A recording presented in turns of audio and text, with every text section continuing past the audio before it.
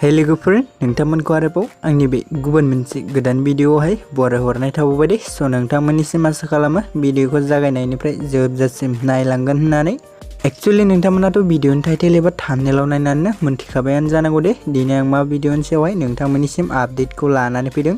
ओमफ्राय लोगोफोर जायफोरा भिडिअखौ नायनो इन्टारेस्ट मोनो भिडिअखौ जोबजासिम नायलांब्लानो जाबाय दे लोगोफोर, जाहाथे नोंथांमोना भिडिअखौ नायनानै मोजाङैनो बुजिना लानो हायो दे लोगोफोर। स' लोगोफोर जायफोरा दासिमबो चेनेलाव भिडिअखौ गोदानै नायगासिनो दं अब्ला चेनेलखौ साबस्क्राइब खालामना लाबानो जाबाय दे लोगोफोर, आरो खाथियावनो थानाय बेलनि आइकनखौबो अल प्रेस खालामना लाबानो जाबाय दे लोगोफोर, जाहाथे आंनि भिडिअफोरनि नटिफिकेसनफोरा नोंथांमोननिसिम थाबैनो सौहैयो दे लोगोफोर। स' नोंथांमोनाथ' भिडिअनि टाइटेल एबा थाम्बनेलाव नायनानैनो मोनथिखाबायानो जानांगौ दे दिनै आं मा भिडिअनि सायावहाय आपडेटखौ लानानै फैदों।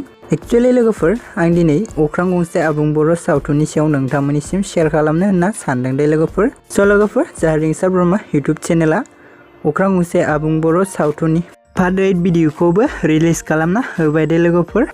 स' लोगोफोर जाय बिथांमोना दासिमबो जुदि अख्रां गंसे आबुं बर' सावथुननि पार्ट 8 भिडिअखौ नायाखै अब्ला रिंसार ब्रह्म इउटुब चेनेलाव थांनानै नोंथांमोना नायहैबानो जाबाय दे लोगोफोर। आरो लोगोफोर बे भिडिअनि डिसक्रिपसनावबो आं लिंक होनानै होदों दे लोगोफोर। स' नोंथांमोना बे लिंकआवबो थांनानै नायहैनो हागोन दे लोगोफोर। ओमफ्राय लोगोफोर जा बेबायदिनो माखासे फैनो गोनां एप'इस्ट बा पार्टफोरखौबो नायबावनो थाखाय नोंथांमोना रिंसार ब्रह्म इउटुब चेनेलाव थांनानै चेनेलखौ साबस्क्राइब खालामना लाहैबानो जाबाय दे लोगोफोर।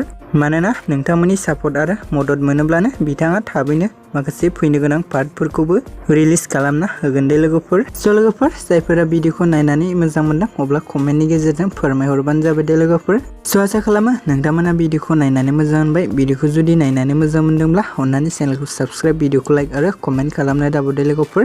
मानोना नोंथांमोननि सापर्ट आरो मदद मोनोब्लासो आंबो गोदान गोदान भिडिअसफोरनि आपडेटखौ नोंथांमोननिसिम शेयार खालामबाय थानो हागोन दे लोगोफोर। स' लोगोफोर जायफोरा दासिमबो अख्रां गंसे आबुं बर' सावथुननि पार्ट 7 भिडिअखौ नायाखै अब्ला रिंसार ब्रह्म इउटुब चेनेलाव थांनानै नोंथांमोना नायहैबानो जाबाय दे लोगोफोर। स' लोगोफोर बिदिब्ला दिनैनि आपडेटआ बेखिनियानोमोन दे लोगोफोर, गोजोन्थों।